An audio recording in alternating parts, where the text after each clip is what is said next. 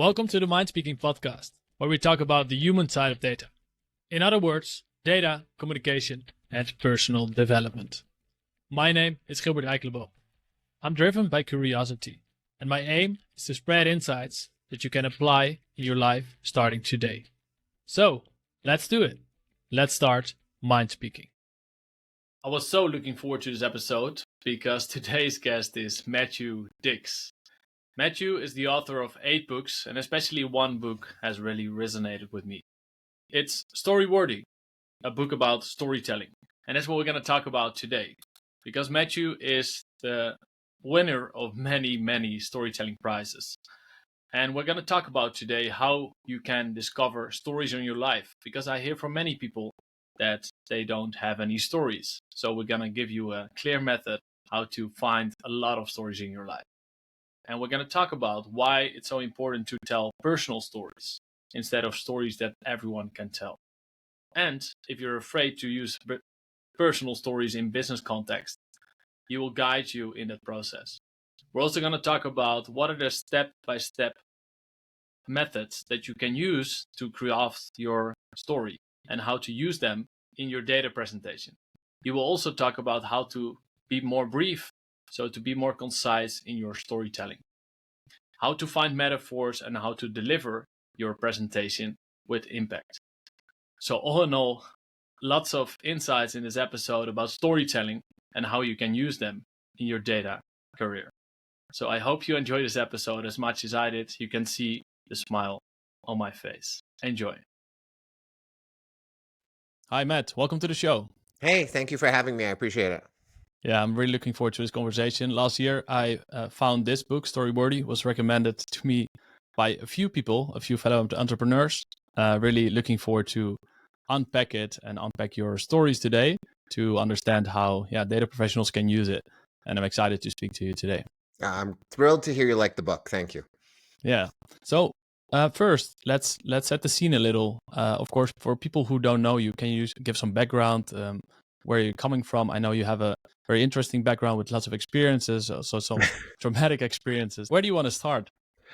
Well, I guess I'll start by saying that I'm a teacher. I like to point out to people that for the last 25 years, I've been teaching elementary school, and I still do it to this day. And, I've been telling stories on stages for about a dozen years, and I've been successful in storytelling. But I think the reason I've been successful in the work that I do with companies and nonprofits and all kinds of people, I think my success comes from just the understanding of how to take large, complex processes and break them down into small, repeatable, practicable parts. So I teach 10-year-olds long division, which is, like a 23-step process. And the good thing about storytelling is if you learn some of my strategies and don't learn others of them, you can still be a better storyteller. Whereas with my students, if they make a mistake along the way, they get the wrong answer. So storytelling is sort of an easy to level up skill because you can take one new thing and suddenly tomorrow you can be better. But I think that's where I've been successful in that I have a lot of friends who are very fantastic storytellers and are not able to transfer that information over to a workshop or a corporation or a consulting business because they just don't understand the teaching behind it. So I think that's my secret sauce is I work with little kids every day and they teach me how to be a better teacher. Yeah, that's very interesting. Also because many data scientists and analysts I work with, they struggle sometimes to bring complex matter to simple terms. And I'm very curious if your storytelling career, which has really taken off, has that impacted you as a teacher? Well, I think, to be honest, I was telling stories for a very long time before I sort of stood on a stage. I'm not the best designer of lessons and the best deliverer of instruction in the classroom. The most powerful thing I do with students is I tell them stories, and I've been doing that from the first year I began teaching. I sort of inherently understood that if they knew me as a person, they understood that I have kids and a wife and struggles and I'm stupid and embarrassing and foolish at times, they would be connected to me and they'd be willing to run walls through, they can do anything for me because they end up liking and loving me. So I've been telling stories for a very, very long time. I think the only change has been since I've taken a stage, I've taught my students how to tell stories. And I've discovered that I can take 10-year-old kids who can barely sort of tie their shoes, they can't get food from the table to their mouth without spilling it. And yet I can turn them into highly effective storytellers over the course of the year just by a little bit of instruction and a little bit of practice. So if kids can do it, adults can certainly do it too. Yeah, beautiful. Many people say storytelling is innately human. Would you agree? Yeah, I think it was the reason we're here, really. Before we had written word, the only way we could convey information from one generation to the other was through storytelling. And I think I know that the science says our brains are adapted to remember story more than anything else. And it was because, when we couldn't write, we had to tell people our great great grandfather ate the berries from that bush and it killed him. So don't eat the berries from that bush. That was essentially how we learned how to stay alive. So yeah, I think storytelling is the reason human beings survived in a world where we were weak and slow and frail, and yet we were able to convey information from generation to generation. Right.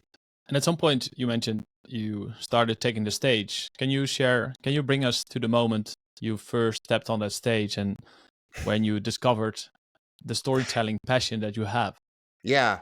So, there's an organization called The Moth. It's an international organization that promotes storytelling, true stories told live on stage without notes. And they had a podcast. And my friends had heard the podcast and they said, you should go to the Moth in New York City and compete. You've had the worst life of anyone we know, which is not a nice thing to say to your friend. But they were not incorrect in that I've had this very unusual life filled with sort of messiness and trauma and ridiculous moments. And I said, yes, sort of thinking, yes, I'll do that someday, maybe. And then they kept pressing. And eventually, sort of to get them off my back, I decided I'd go to New York, I'd compete in one of these storytelling competitions, and then I'd never do it again. And so my wife and I, we went to the New Eurekins Poets Cafe, which is sort of this famous place in downtown Manhattan. I dropped my name in the hat. And the way the Moth works is anyone can put their name in their hat and they draw 10 names out to tell stories that night. And there were about 20 names in the hat. So as soon as I put my name in, I just prayed, like, don't pick mine, because then I can go home and tell my friends I tried, leave me alone. And I got through 9 names that night without my name being picked. And then my name got picked last. I sort of couldn't believe it. I had already decided I wasn't going to be taking the stage that night. And at first I didn't move because I knew no one in the room knew me. So I just kind of sat still and thought eventually they'll pick a new name if Matthew Dix doesn't stand up. And then my wife, who was there, kicked me under the table and she said, "That's your name." And I told her, "I know what my name is. I don't want to tell a story." And she said, "We've come all the way here. Go on the stage and tell your story." And I hated every minute of that night until I stood in front of that microphone and started speaking. And the moment I started speaking, I realized this is just like all the storytelling I have done all my life in front of, students in the classroom. And I've been a wedding DJ for 25 years. So I'm accustomed to standing in front of people who sort of don't want to listen to me and convincing them to do things I need them to do. And, even as a kid, I was sort of the kid at the Boy Scout camp who would call the dining hall and, say table number 3, it's time to go get your food. But I'd slide in jokes and stories along with it. So I sort of discovered that night that I had been doing this all along. I just hadn't done it in a formal way where people were going to judge me and I had a time limit and things like that. But, it was the night I sort of got really hooked into wanting to be on a stage and performing. And for many people that are listening and many people in the world, they found storytelling intriguing and also very abstract. What are stories really? So I would like to dive into a definition, or what is your definition of a story? Sure. A story is essentially, a recounting of your life or a moment in someone else's life or a moment actually in your company's life, whatever it's going to be, where change takes place over time. The problem is most people think of a story as I'm going to report on the events that have taken place over the course of an hour or a day or a year. And that's not a story. That's just essentially recounting what happened, which is always boring and no one wants to hear it except the people who love you the most. And even they don't want to hear it. They're just not complaining because they love you. The same thing happens in companies, though, that I work with when they have a product that they want to, convince other people to buy. Oftentimes they list the features of the product. And I say, well, that's not a story. That's a list. And lists are also inherently pretty boring. So a story has to be, I was at one place, and then at the end of the time, I'm at a new place. Like change has taken place over time. And it can sometimes be positive change. Sometimes it can be negative change. I used to think I was great, and now I'm pretty horrible. And best of all, I think the change can be pretty small. I think people tend to believe in small changes over large changes, like small steps. are more understandable than enormous leaps. So teaching or telling stories and teaching how to tell stories where these small things happen, they can have a lot of meaning to people. But ultimately, that is what a story is. It's change over time. Right. Can you give us an example of a tiny story which is not as dramatic as some of your stories might be, but smaller stories that you often tell that show that tiny moments or tiny stories are actually effective? Sure. Well, I have a story where I don't really move at all. The one that my friends always say, God, nothing happened in that story. And it's a story. There was a time on the beach just a few years ago. I was reaching for one of my son's plastic shovels to put it away. And another guy reached for the shovel at the same time and he grabbed it. And I said, that's my son's shovel. And he said, no, it's my son's shovel. And I'm an aggressive person who likes conflict. So I wanted to sort of go at the guy, but my son was there and he's like 4 and he's like looking up at us. So I can't really be as bad as I want to be. And my wife is like 20 feet away talking to someone because she's always talking to someone. So she can't sort of come in and say, no, I bought that shovel at Target. I know it's ours. And so I was just staring at this guy who was holding the shovel and I knew it was ours. And I couldn't do anything about it other than say, it's our shovel. And he said, no, it's my shovel. And I went through in my mind all the things I could do. Sort of, I can let him have it. I can trick him. I can grab the shovel and end up in a shut, all of these things. And I'm so mad at the way my wife has let me down because she's supposed to be over here helping to pick up everything. And instead she's chatting away. And so finally I decide, fine, I'm going to let the guy have the shovel. I'm going to do the thing I don't want to do. And I'm going to let him walk away with my $5 plastic shovel. And I shouldn't be angry about it, but I am. And just as he starts to turn, my son goes, there's my name. And I look on the shovel and there's a sticker with my son's name on it because my wife crazily puts our kids' names on everything they own, which I've always thought was stupid. And suddenly it's perfect, right? And somehow, even though my wife is 20 feet away talking to somebody, she's also right here right now because she's planned ahead. So she is taking care of me. And my son, he took care of me because he just looked, he opened his eyes, which is what I should have done, and looked at the shovel and seen the sticker to begin with. And so I defeat the guy, but I don't really defeat the guy. My son defeats the guy and my wife defeats the guy, but I get the shovel back. And that's essentially what the story is. I take more time to tell it. But my buddies, when I told that story, I won a championship with it. They go, nothing happened in that story. You didn't even talk to the guy. Everything was in your head. You didn't even touch the shovel. And I said, well, a lot of things did happen, though. They all happened inside of me. Right. It was a story where I was angry at my wife for sort of not being there to help me and angry at myself for not being able to attack this guy in a verbal way that I usually want to, which my wife always asks me not to. She's like, could you stop getting in fights with people we don't know? And then in the end, I discover my wife is taking care of me. And maybe she's right. I don't need to always lash out and use my words to make people cry. Maybe the best way to do it is to open my eyes and be a little more gentle and be a little more thoughtful. And, I think about that story still to this day when I sort of want to get angry with someone. Just yesterday, I was pulling out of a parking spot and there was a person behind me getting ready to come into the spot and they had the directional on and they were ready. But as I pulled out, this car zoomed in front of me and took the spot from the person behind me. It didn't even affect me because I was leaving, but I still put the window down to get ready to yell at the guy. And my daughter said, Dad, you're going to start yelling at this guy because he took the spot that you're leaving? How's mom going to feel about that? And right away I thought, it's another one of those shovel moments where I got to shut my mouth and just move on. My wife is right. So it's a real impactful and meaningful story in my life, even though nothing really happened. Right. Yeah. And so it's a shovel moment. I like how you give that a name now. You have a language for it. And definitely that internal dialogue is very powerful, right? To show that and to verbalize that when you tell a story. Yes. Well, what I tell people is oftentimes the most meaningful and powerful and profound moments of our lives, if someone was watching that moment happen, they would never know something had happened because everything happens between our ears.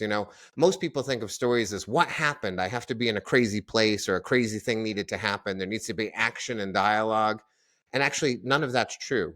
Most of my stories, if you were watching me at the moment that I'm trying to speak about, that profound moment, you would never know that I was having one of the most meaningful moments of my life, because I'm not doing anything special in that moment other than in my head, everything is changing. So that's what we're looking for. Right.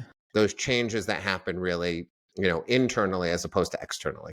Right. That's very interesting. And it's like a lesson learned. And to get there, I guess, and I've also heard you speak about this, you need to be self-reflective, right? You need to um, think back about stories, what happened, and then discern the meaning and understand why you acted or a certain realization you have. So do you think, so what is the role of self-reflection and being self-reflective in storytelling?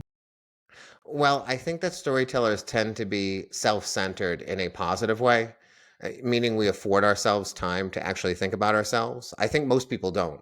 I think most people just sort of move on with life and don't pause and consider. The question I constantly ask myself is, why do you do the things that you do?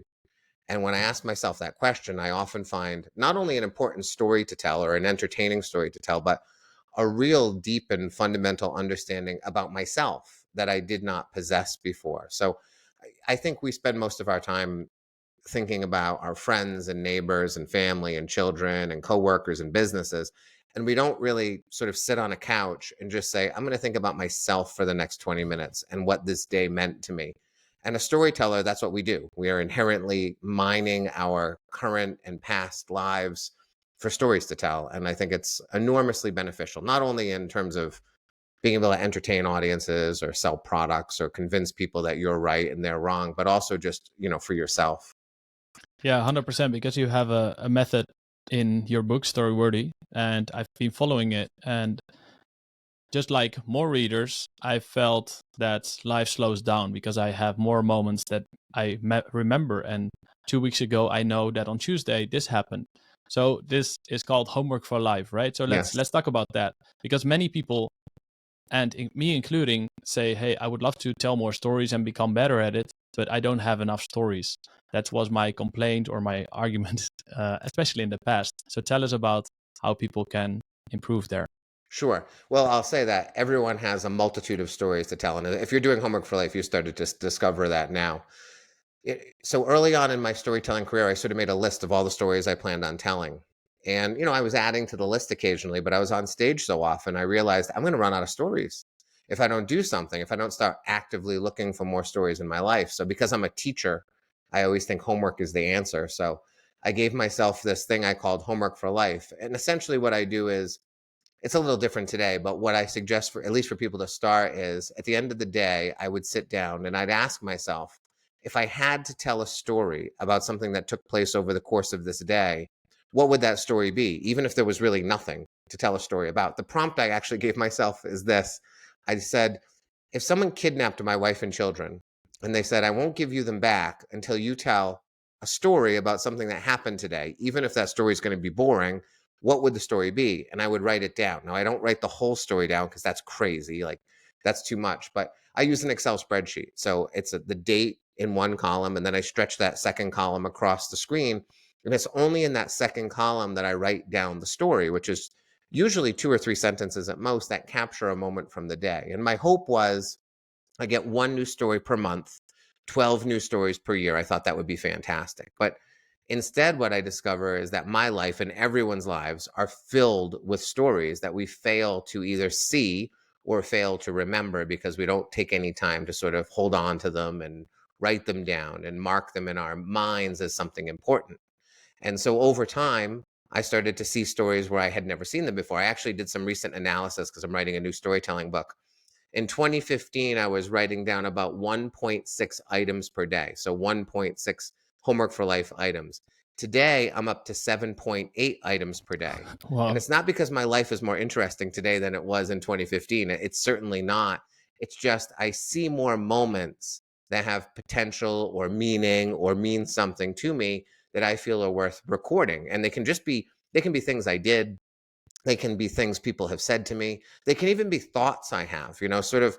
A lot of them don't end up on the stage or even on the page. I use about 10% of the things I write down ultimately in a story of some kind, which means 90% of the things I write down will never be heard by anyone except for me. But I think you're the most important audience for every story you tell anyway. But the other maybe 6 months ago, I was riding down the street, the one adjacent to my street, and I just looked up and I noticed the sky was like this perfect blue. And I thought to myself, I'm so glad it's blue, because I know like on some planets, the sky is red or orange or yellow, and we got blue, like it's a really good color. And I recognized, wow, it took me 50 years to feel gratitude for the blue sky. And that's in my homework for life. Now, I'm never going to tell that on a stage. It's not really a story, Right. but I'm never going to forget the moment I was driving down Francis Avenue and I looked up and was suddenly grateful for the thing that had been hanging over my head all my life. So that can be a homework for life moment, something as simple as that, and something as profound as your child says something to you that causes you to rethink your life in a amazing way. So I write them down. I don't judge them. The other thing that happens is, as you start to see these moments in your life, you're going to sort of crack open and the past is going to suddenly resurface, and you're going to find all these stories that you've left behind, and they start to fill my homework for life too. I mark them as memories so I don't get confused, but I recover so many stories from the past through homework for life too, because once you see the blue sky, suddenly you're thinking about blue sky, and some other moment under a blue sky returns to you from when you were 16 years old, and that becomes another moment that you're going to capture as well. But you're right, time slows down. People say time flies. It does not. Time does not fly at all. It moves very slowly by. The problem is we never take a moment to mark it in any way.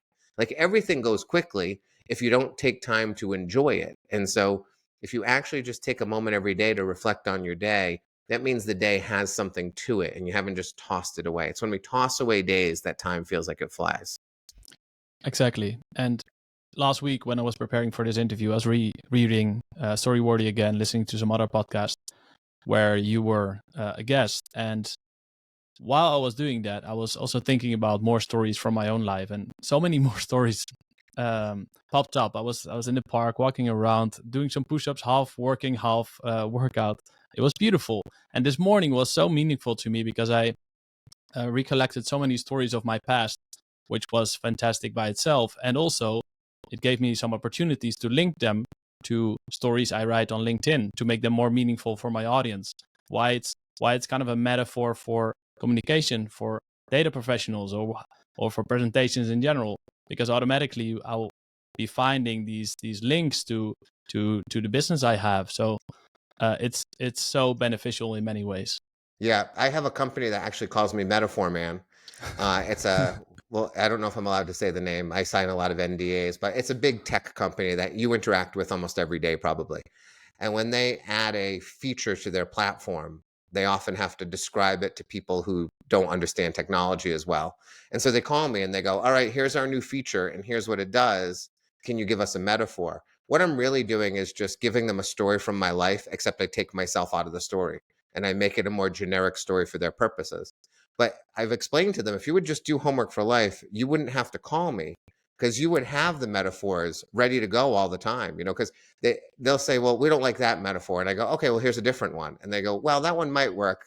And I go, well, here's a different one. They go, how did you just come up with 5 right off the top of your head? And I say, well, I did the things I tell you to do that you never do. So that's why you have to call me and I charge you for an hour, even though we spent 7 minutes on the phone.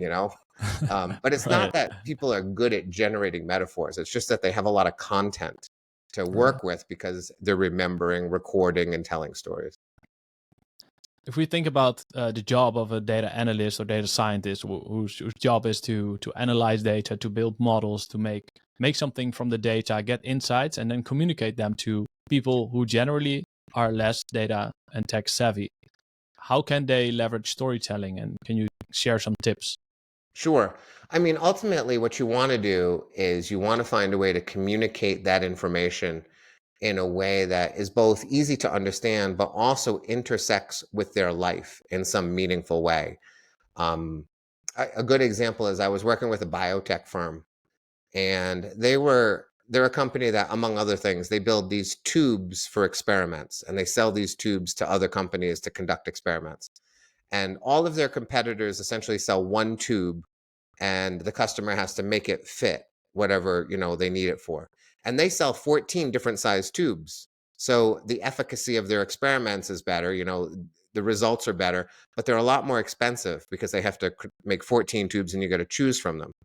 And so they had a lot of data, They had collected like data on the research and the efficacy of the experiments and, how much you could trust the results. But when I was working with the scientists who were going off to a conference, the most successful scientist was the one who threw all the data out. And he told a story. And the story was about how he goes to the grocery store and he stands in front of all the apples in the produce section. And his family they're all people who like different apples. So he has to go like, I need 4 Macintosh and 2 Red Delicious and 1 Honey Crisp. And every week he has to go through this nonsense of picking out all these different apples for his family and then ringing them up. He has to ring up each apple differently. And it's sort of a pain in the butt. But that's essentially what his business does, is he's catering to the needs of all the customers. The alternative would be, I'm getting Macintosh. I don't care about you. Make it work. I don't care if you're making a pie or eating it for lunch or making applesauce. You get 1 apple and that's all you get, and shut up, right? And so he basically just goes to this conference and tells that story. He doesn't talk about data. He doesn't talk about results. He just says, we're the company that provides you with all the apples that you need. We believe that you should have a choice when it comes to apples and a choice when it comes to the products we make. And he got more leads from that conference than all the other scientists combined. And it sort of made the vice president of marketing a little crazy, because she was like, he didn't provide any data. And I said, no, but what he has is leads now. And now he can provide the data because the door has been opened, But it's so powerful as a story because it's understandable and relatable. And most important, the next time any potential customer is in the grocery store and they're looking at apples, they're going to think about him and they're going to think about his company, and it's going to be a positive association.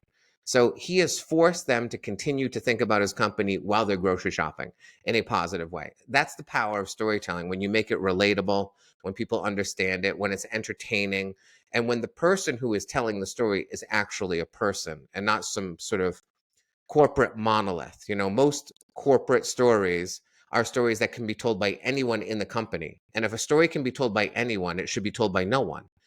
No one wants a story that anyone can tell. What we should be doing is teaching people to tell the story, but to weave themselves within the story. So I feel like I know the person and I know the company and I can relate to all of those things. That's what you have to do with data. You have to make it understandable and relatable to people, and make them believe that what's being said is important. And oftentimes what I tell people when I work with a couple data companies, it's never the how, it's always the why and the what.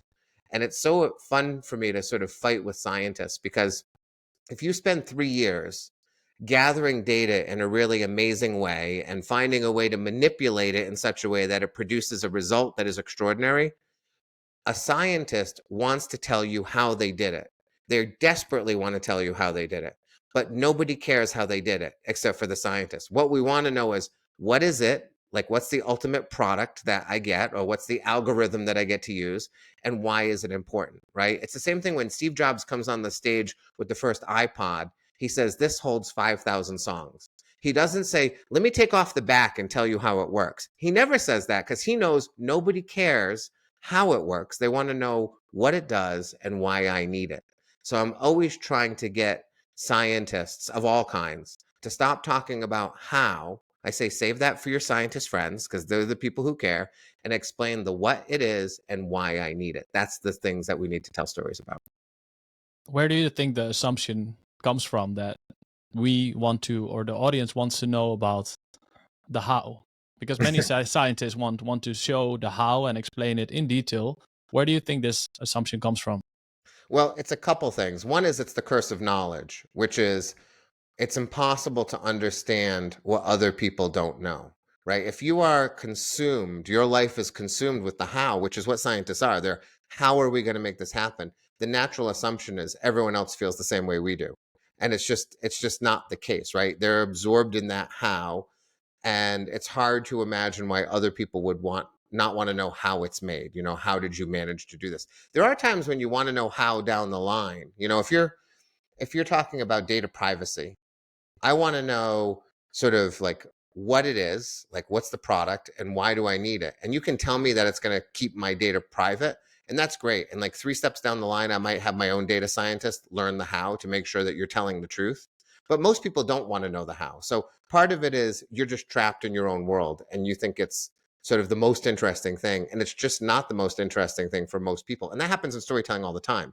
Someone gets on the stage and they say, the woman walked in the room and she had the most piercing blue eyes I've ever seen. And then those blue eyes never get mentioned again for the rest of the story. And I think to myself, why did you talk about her eyes if they weren't related to the story? And it's because the eyes meant something to the storyteller. But we're not in the business of telling stories that mean something to us. We're in the business of telling stories that will mean something to other people. So we have to ask ourselves not what we care about, which is the how, but what other people care about, which is the what and the why. So we get trapped in that.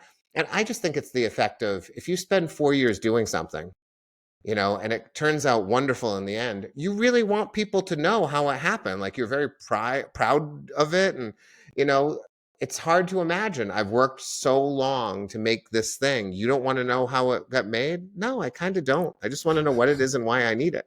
So I think they get stuck in those problems, and it's hard to overcome, because it is hard to not talk about the piercing blue eyes of your wife if those are her most stunning features in your mind.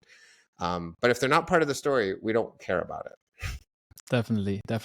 And then to overcome that, we need to talk less about the content, less about the data, but more about meaning and personal stories to inject them. If I advise people to use personal stories in business presentations or data presentations, they usually look at me with a frightened face, because they think, wow, this is going to be risky. What if people don't like my story? Is it even appropriate to use personal stories in a business context? What are your thoughts? How can they start doing this even though it's outside of their comfort zone?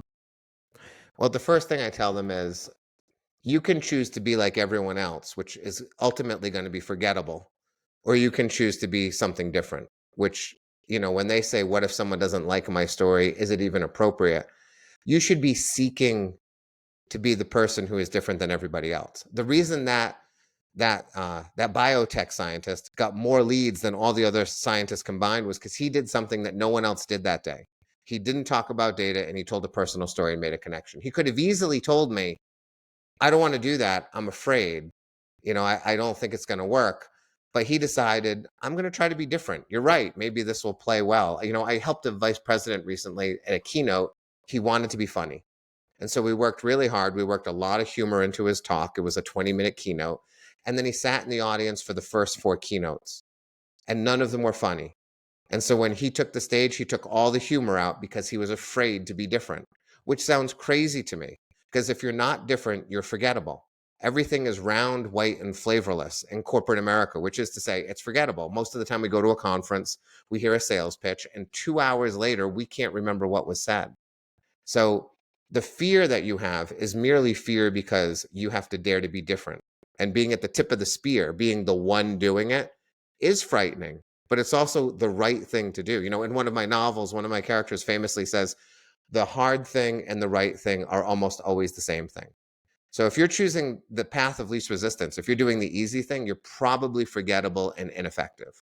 So yes, I believe in personal storytelling. I believe that you should be weaving it in. It doesn't mean you're telling enormous personal stories, but what it means is, by the end of your talk, they should know something about you.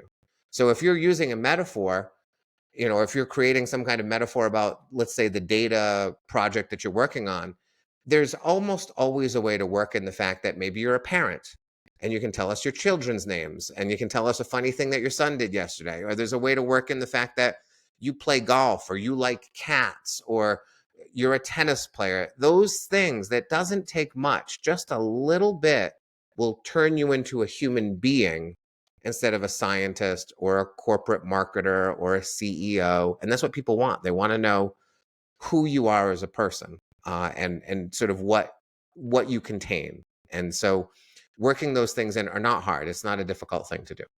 Right. And the best stories have some degree of vulnerability. Would you agree? Yes, absolutely. Yeah.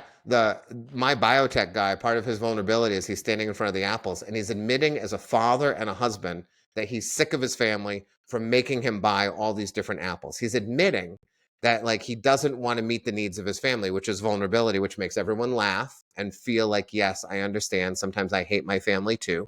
So they're automatically connected. So, a little bit of vulnerability can go a really long way. I have a I have a friend and someone I work with. I was consulting with a company, and she had sort of had an epiphany. She's a marketer at the time, and she had this great moment where she decided, this is how we're going to launch this campaign, and it went brilliantly. But the epiphany happened on a Tuesday night. She had just broken up with her boyfriend. She was sad. She was on her third glass of wine when suddenly she had this idea, and she wrote it down on a napkin, just a few words, and that became the whole new marketing campaign. And when we're getting ready to put it together and tell the story and put the slides, I said, "You're going to tell about the Tuesday night with the 3 glasses of wine and the loneliness, right?" And she said, "No, I would never. Why would I ever tell people that? Like, that's not part of what this presentation is." And so we kept it out because I couldn't win. But eventually she came to the point where she was going to give the presentation to a lower stakes environment, just a few people. And I begged her, I said, "Please, let's just put in the slide, talk about the Tuesday night and the 3 glasses of wine." And she did. She agreed to do it. She agreed to do the hard, scary thing that so many people are afraid to do. And when she was done speaking, she said, "I have never had so many people come up to me after I was done speaking wanting to talk to me." And it was like 30 seconds of vulnerability and honesty in an otherwise very technical presentation. But that 30 seconds meant everything to everyone because suddenly she became a person and not just a representative of a company. So it doesn't take much. We're not asking people to tell 6-minute stories in a 12-minute presentation. We're just asking you to strategically and tactically weave in story, anecdote, and personality into what you're doing. Yeah, and it makes all the difference. Also, when I think back to all the conferences I've been to in the last years and earlier on, I only remember certain presentations, and definitely not the ones that are filled with technical jargon and step by step and different bullet points. It's about when I've seen a human at that moment, then I remember. Yes. Yeah. It's interesting because everyone will acknowledge that, and when it comes time to take the stage and do it, like you said, they say no one else is doing it. Is it appropriate? I hate the "is it appropriate" question. I mean, Steve Jobs did not ask, "Is it appropriate for me to wear jeans and a turtleneck every day?" You know, he just did the thing that he knew was right for him. And so if we could stop worrying about what we think is appropriate, because there are no rules in life. I'm always telling people everyone is making up everything at all times. Every single thing that everyone is doing is sort of like being fashioned in that moment. So just fashion your life or fashion your presentations and your talks and the way you speak to people in a way that's going to be effective. Because we all know that the storytellers are the effective people. So just become one of them. Right.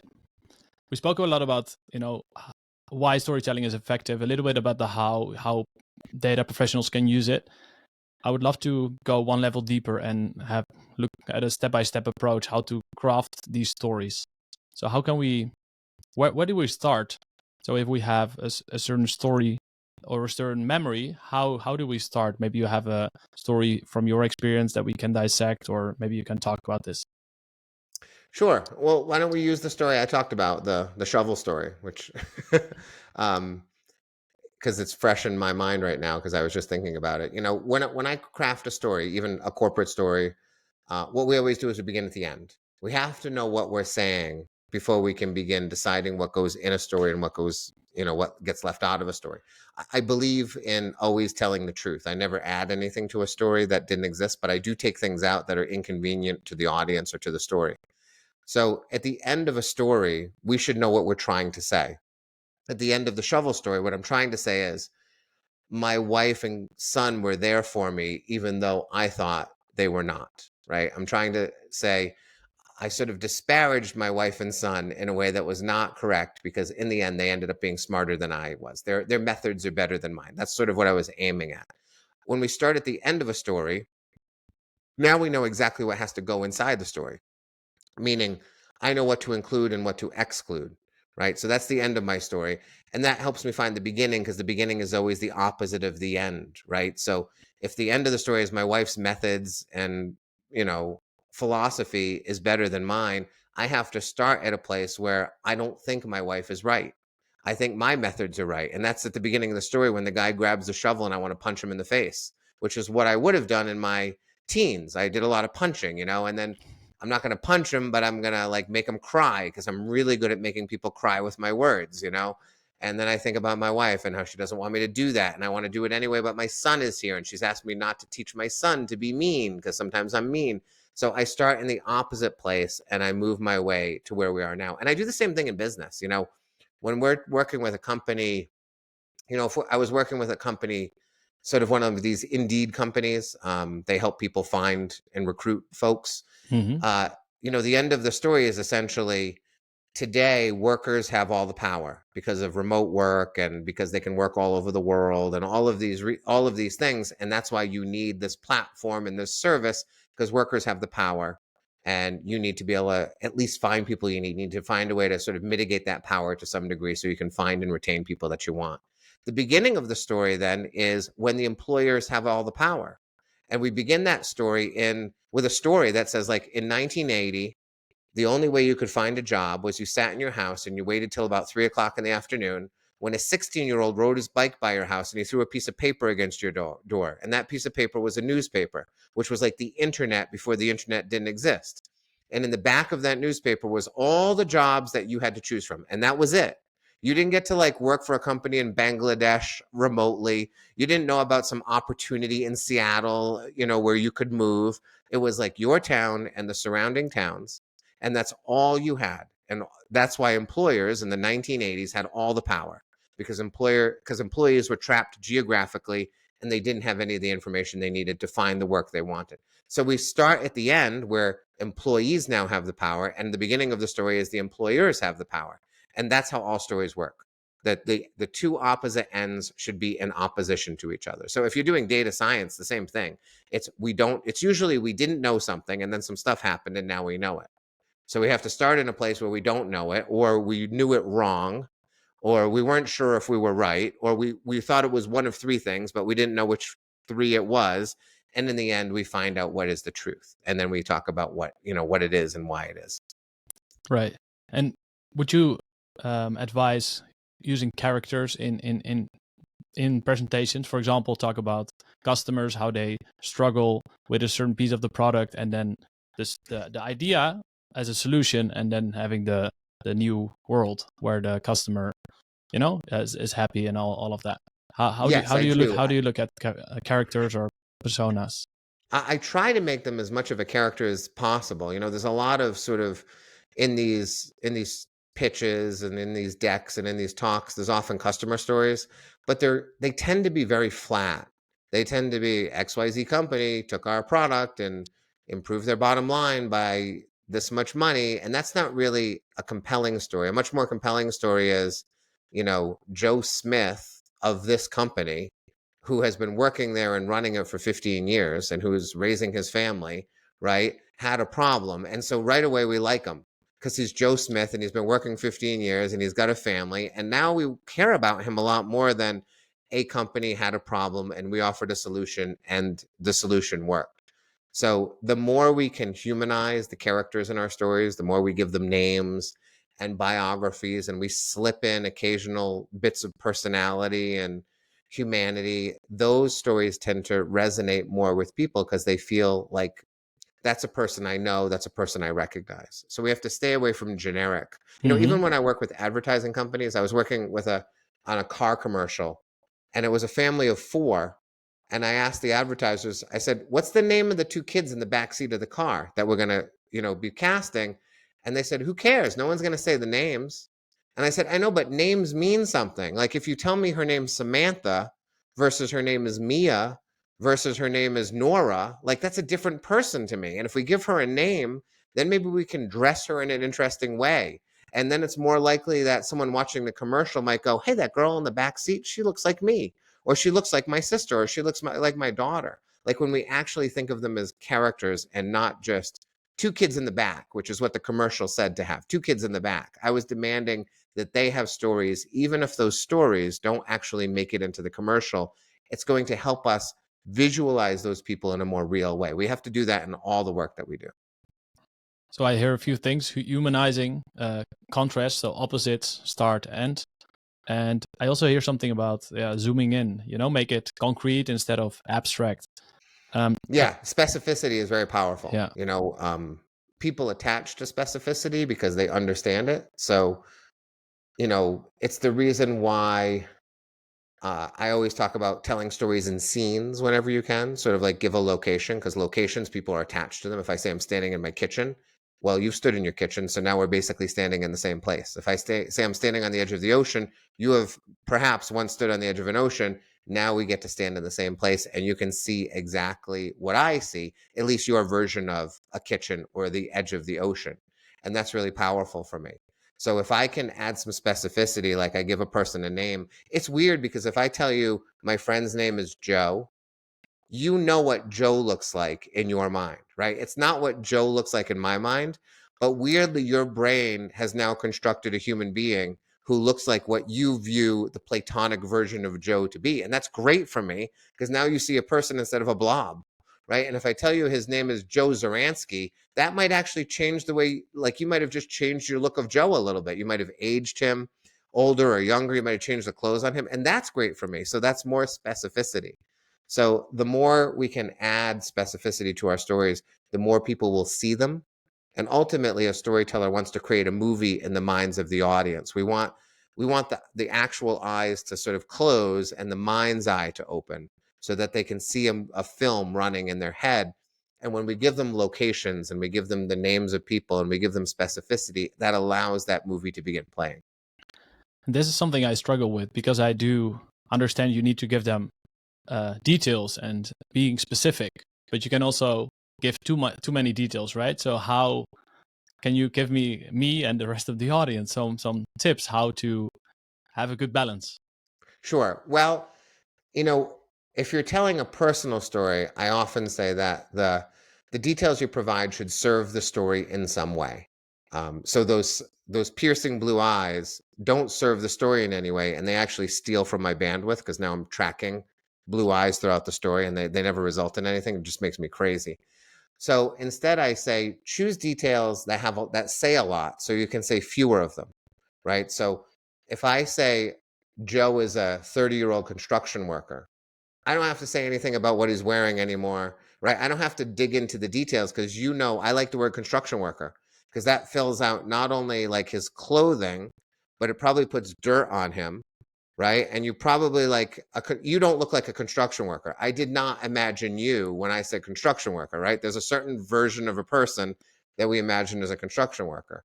So what we try to do is we find details that are packed with adjectives so we don't have to say so many of them. So if you find yourself saying colors and shapes and sizes very often, I say try to eliminate those things and instead find a noun that is packed with all of those adjectives already. So if I say I'm standing in the kitchen, I should never say anything else about the kitchen because kitchen is an enormously powerful word. It tells you everything about the space I'm in, unless I need you to know it has 2 microwave ovens. And if it needs to have 2 for the story, I'll tell you there's 2 microwave ovens. But otherwise, kitchen is a beautifully descriptive word because it allows you to picture it in your mind's eye. I always say that the power of your imagination or the audience's imagination is more powerful than any collection of words that I can assemble. So I'm always leaning into audience imagination and allowing them to picture it for me because their pictures are always more complete than if I try to describe it for them. So be looking for words that mean a lot. I love that. This is very helpful, Matt, because this is something I struggle with. I often give too much detail, and then people get lost in the story. So I'm definitely gonna use that. So finding nouns that tell more. Yeah. You also have a strong opinion about vacation stories, and this is something that's relatable to everyone, right? So when you come back from holiday, many people tell a story about their vacation. So tell us about that. Well, I mean, the mistake people make is you say, how was your vacation? And then what they do is they tell you about every single one of the 7 days they spent in Aruba, and you can't believe that you're going to be there for 37 minutes listening to it, right? Essentially, what they're doing is they're just reliving their vacation at your expense. They're reporting on their vacation, which is a disaster. So if you're telling a story about your vacation, let's say, and someone says, how was your vacation? What they really want and what you should be thinking is, did anything happen that was storyworthy over the course of the vacation? And if it did happen, that's what they want to hear. So if you left on Sunday for Aruba and something really interesting happened at dinner on Thursday night while dessert was being served, Your story should begin with, so we're in Aruba in a restaurant and dessert's being served when this happens. We don't need to know about the flight or the hotel or the days that preceded the dessert or the meal that preceded dessert. If everything happened over dessert, that's where we want to be. We want stories to start as close to the end as possible. And the problem with like a vacation story is no one ever starts as close to the end as possible. They always start at the beginning of the vacation. It's the same thing kids do.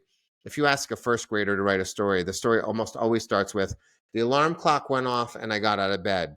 Even though the story is about like something that happens at 9 o'clock at night, because in a first grader's mind, every story begins when they open their eyes. That's the beginning of the story for the day. And that's how people actually tell stories in real life. Even, if you come home and your spouse says, "How was your day?" Some people go, "Well, I got to work and I had breakfast with Jim and then I had a meeting with Phil and Joan." And they just take you through the day, which sounds awful to me. I spare my wife those details. She says, "How was your day?" I'll say, "Well, during recess duty today, this happened." Right? I'm only picking out the stuff that's entertaining, interesting, or meaningful and leaving all the rest aside. That's what we should be thinking about. If we want to be people who, we want to be the kind of people that people love to listen to. Those storytellers, those ones you want to be around because they always have something good to say. It's because they're only saying the good stuff and not all the other detritus that everyone throws in. Right. It's really something I'm practicing when I come home from a trip or a holiday, just to be specific about one story or maybe two that are exciting, and not only about it was great food and very nice people, because it's so flat, it's so boring. Right. And you should never talk about food ever, because so many people want to tell you how good the food was, but you can never taste it yourself. So when they tell me the steak was so good, Matt, I'm like, this, none of this means anything to me unless you can give me the steak right now. Hearing someone tell you that food tasted good has never been entertaining ever in the history of the world. So unless someone threw the steak at you, or the steak burst into flames, or someone stole your steak, we don't want to hear how tasty your food was. Right. That should be a problem, right? A problem introduced with some conflict. Right. Right. All right, Matt. We could talk for hours about this topic if it was for me. But what we're gonna do is going to the end. There's so much we have discussed today. First of all, where can people connect with you, follow you? I know you have 2 different websites. Can you share what you want to share? Yeah. So if you're a business person, probably you want to go to storyworthymd.com. Just Storyworthy, my initials, md.com. That's the place where, I'm sort of building out courses and lots of material that people can use to learn to tell better stories in their personal and professional lives. And then if you're interested in me as a person or as an author, we didn't talk about this much, but I'm an author of novels and nonfiction, and I've written a blog every day for the last 20 years in a crazy way. All of that is at matthewdix.com. So both of them are very easy to find. Awesome. Yeah. And you also have different books, so different novels. The book Storyworthy, I very highly recommend it. And also the book Someday is Today, which is a bit about productivity, but a really different productivity book. I've had a sneak peek in there, but I'm going to continue reading. And we've talked about storytelling, how to use it in business, how to use it as a data analyst, scientist, how to be specific, more memorable, more captivating. What is one big takeaway you would like to share to listeners who are listening to this episode as an end? I guess what I'd like to remind people is, if you've ever been off a high dive before, if like sort of a 10 or a 12 or a 15-foot diving board into a pool, you can stand on the edge of the pool and you can watch 1,000 people go off that board. They hit the water, they come to the surface, they climb up the ladder, and they laugh and run away. You can watch that happen again and again. And you can know that everyone survived. But when you get to the edge of the board yourself the very first time, it's always hard to make that first jump. And it's probably going to be hard to make the second and third too, but eventually it becomes easy. But that's what it is when people say to me, well, no one else is doing the storytelling thing, or I'm scared that my story isn't good enough. It's essentially you're standing on the edge of the diving board and you're saying to me, I have to go back down the ladder. I'm too afraid to make the leap. When we want to do something that is memorable and different and meaningful, it's oftentimes going to be difficult. And so you make the leap. And maybe you make the leap the way my friend did, which was, I'm not going to include my 3 glasses of wine on a Tuesday night story in the big presentation, but I'll do it in the smaller one and see how it goes. And you discover it goes well, and then you can expand. But you got to take a first step. So if you're one of those people that just thinks that everything I've said sounds crazy, it only sounds crazy because you haven't done it. It only sounds crazy because you haven't seen it done enough. And it only sounds crazy because you think that the way everyone else does something is the way you should do it too. And none of those things are true. So make the leap and attempt to do it even in a small way. And you'll discover that you're going to be more entertaining, more memorable, more connective, and people are going to want to hear more of what you have to say. Beautiful. I'm definitely going to continue homework for life and keep practicing stories, because I've experienced how powerful it is. And your book Storyworthy is a fantastic tool. Not just very useful, but also very entertaining just to read. So thank you very much for being here today and sharing your insights about storytelling, Matt, and showing some vulnerability as well. So thank you very much. My pleasure. Thanks so much. I appreciate it. Thank you. Do you want people to listen to your data and increase your business impact? Then take my free email course or do the quick self-test of your data communication skills. Go to mindspeaking.com and start learning today.